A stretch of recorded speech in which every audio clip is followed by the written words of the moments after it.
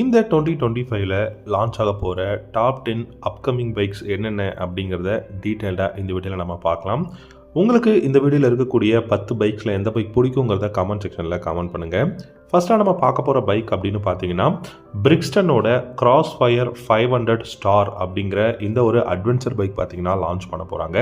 Already இந்தியாவில் இந்த 500cc adventure பைக்கை அன்வீல் பண்ணிட்டாங்க.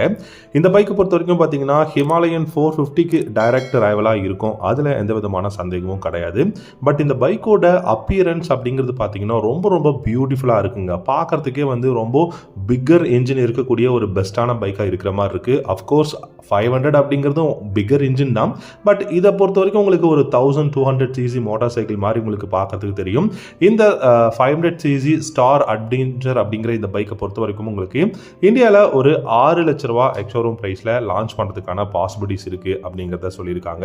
இப்போது இந்த பைக் லான்ச் பண்ணுறதுக்கான அவசியம் என்ன அப்படின்னு பார்த்தீங்கன்னா ஹோண்டாவோட NX 500, பெனிலியோட TRK 500 அப்படிங்கிற இந்த 2 பைக்குக்கும் ரைவலாக தான் பிரிக்ஸ்டன் வந்து கூடிய சீக்கிரம் இந்தியாவில் இதை வந்து லான்ச் பண்ண போகிறாங்க. இந்த பைக்கை பொறுத்த வரைக்கும் உங்களுக்கு ஃப்ரண்ட்டில் USD ஃப்ரண்ட் ஃபோக்ஸும் ரியரில் பார்த்தீங்கன்னா மோனோஷாக் சஸ்பென்ஷனும் கொடுத்துருக்காங்க. ரொம்பவே ஹையான கிரவுண்ட் கிளியரன்ஸ் இருக்குது. சர்க்குலரான LED headlamp, LED tail lamp, LED indicators கொடுத்துருக்காங்க. அது மட்டும் இல்லாமல் ரொம்ப அப்ரேட்டான ஹேண்டில் பார்ஸ் இருக்குது. ரொம்ப பெரிய விண்ட்ஷீல்டும் வந்து ஃப்ரண்ட்டில் கொடுத்துருக்காங்க. அண்ட் உங்களுக்கு ரியரில் பார்த்தீங்கன்னா லக்கேஜ் ரேக் கொடுத்துருக்காங்க. சீட்டை பொறுத்த வரைக்கும் ஸ்பிட் சீட் தான் கொடுத்துருக்காங்க. ஸ்டெப் அப் சீட் வந்து அவைலபிளாக இருக்குது. சைட்ஸில் அங்கே எக்ஸாஸ்டும் கொடுத்துருக்காங்க. இந்த பைக் பொறுத்த வரைக்கும் பார்த்தீங்கன்னா உங்களுக்கு டெஃபினட்டாக இது வந்து ஒரு டியூப்லெஸ் டயர் அப்படின்னு சொல்ல முடியாது, டியூப் டயராக தான் இருக்கு. பட் உங்களுக்கு கிராஸ் அந்த ஸ்போக் வீல்ஸ் கொடுக்கறதுனால இது மேபி டியூப்லெஸ் டயராக இருக்கிறதுக்கும் சான்சஸ் இருக்கு. இந்த பைக்கை பொறுத்த வரைக்கும் பார்த்தீங்கன்னா உங்களுக்கு சிங்கிள் சிலிண்டர் கிடையாது, பேரலல் ட்வின் சிலிண்டர் பைக்கை தான் இந்தியாவில் லான்ச் பண்ண போறாங்க. இந்த பைக்கோட டிஸ்பிளே அப்படின்னு பார்த்தீங்கன்னா TFT இன்ஸ்ட்ருமெண்டல் கன்சோல் வரப்போகுது. ப்ளூடூத் கனெக்ஷன் வந்து அவைலபிளாக இருக்கும்.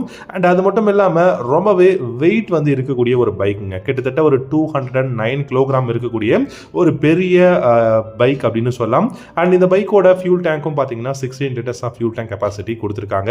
பிரிக்ஸ்டன் கிட்ட இருந்து இந்த 2025ஓட எண்டுக்குள்ள இந்த 500cc கிராஸ் ஃபயர் ஸ்டார் அப்படிங்கிற அட்வென்ச்சர் பைக்கை எதிர்பார்க்கலாம். ரெண்டாவதாக பார்த்தீங்கன்னா டிவிஎஸோட RTX 300 அப்படிங்கிற இந்த ஒரு அட்வென்ச்சர்.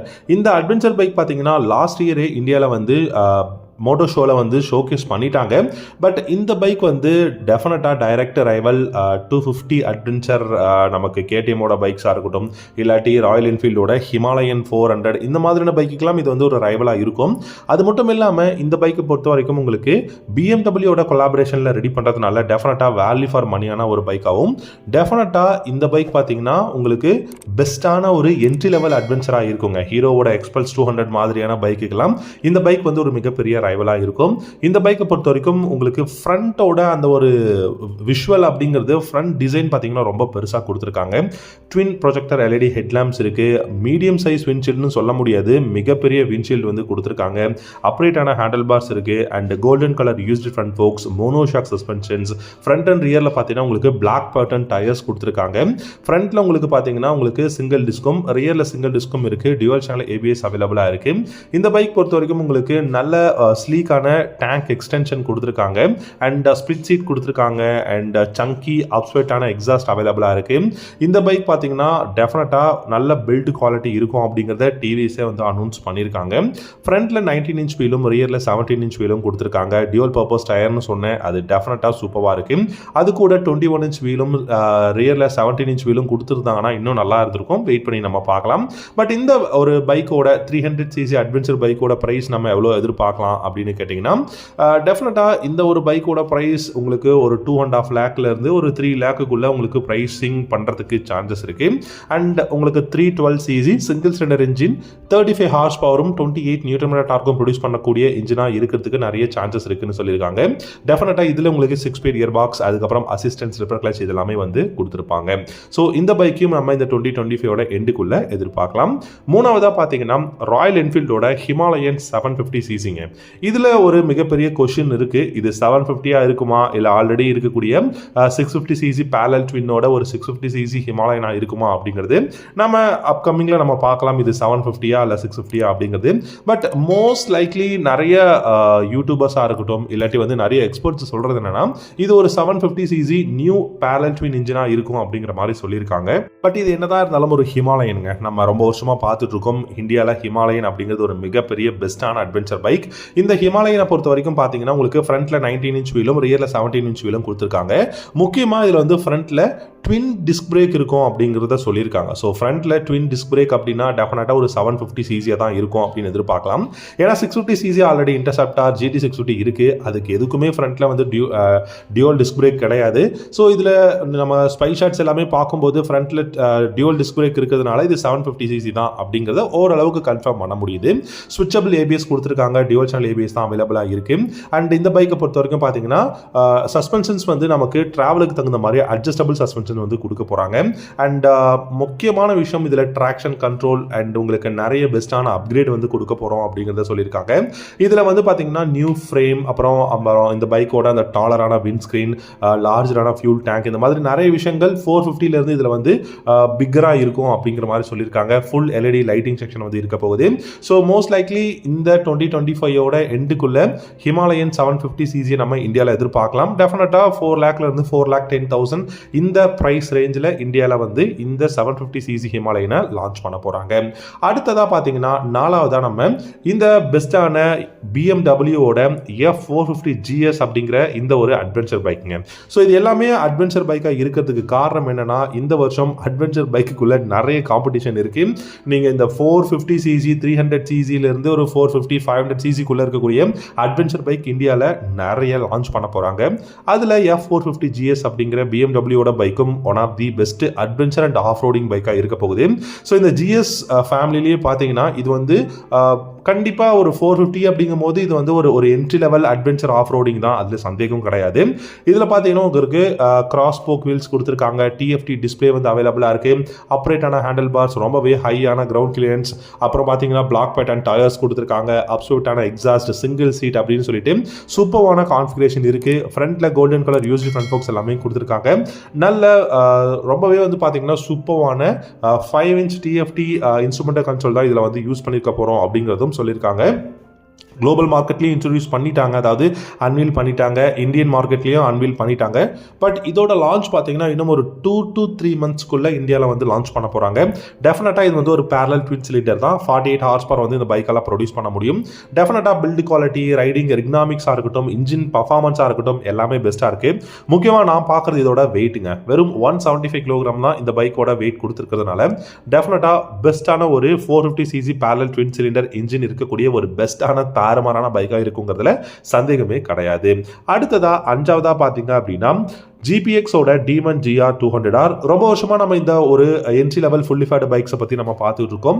GPX பார்த்தீங்கன்னா ஒரு Thailand based motor cycle company. அவங்க இந்த Demon GR 200R அப்படிங்கிற இந்த ஒரு என்ட்ரி லெவல் பைக்கை பார்த்தீங்கன்னா R15க்கு எகென்ஸ்ட் R15க்கு ரைவலாகவும் உங்களுக்கு பஜாஜோட பல்சர் RS 200க்கு ரைவலாகவும் லான்ச் பண்ண போகிறதா சொல்லியிருக்காங்க. ஸோ இந்த Demon GR 200R பார்த்தீங்கன்னா இந்தியாவில் இன்னும் லான்ச் பண்ணல, பட் குளோபல் மார்க்கெட்டில் லான்ச் பண்ண ரீஜன்லாம் பார்த்தீங்கன்னா நல்ல சேல் இருக்குது. அப்படிங்கிறதுனால இந்தியன் மார்க்கெட் கண்டிப்பாக எல்லாருக்கும் தெரியும், ஒரு மிகப்பெரிய மார்க்கெட். ஸோ அதில் இந்த வருஷம் வந்து டெபியூ பண்ணுறதுக்கான சான்சஸ் நிறைய இருக்கு. ஸோ அண்டர் 2 lakh rupees-ல நம்ம Demon GR 200R இந்தியாவில் எதிர்பார்க்கலாம். நல்ல பெஸ்ட்டான ஸ்பெசிஃபிகேஷனில் சூப்பர்வான கான்ஃபிகரேஷனில் எதிர்பார்க்கலாம். 6வதா பார்த்தீங்கன்னா ஹீரோவோட எக்ஸ்பல்ஸ் 421ங்க. ஸோ இந்த 420cc அட்வென்ச்சர் பைக் பார்த்தீங்கன்னா இந்த வருஷம் டெஃபினட்டாக லான்ச் பண்ண போகிறாங்க. ஏன்னா இப்போ நம்ம பார்த்து எல்லாமே வந்து அட்வென்ச்சர் பைக்ஸாக இருக்குது. ஸோ மோஸ்ட்லி இந்த அட்வென்ச்சர் பைக்ஸுக்கெல்லாம் காம்படிட்டராக தான் ஹீரோவும் இந்த 420cc அட்வென்ச்சர் பைக்கை லான்ச் பண்ண போகிறாங்க.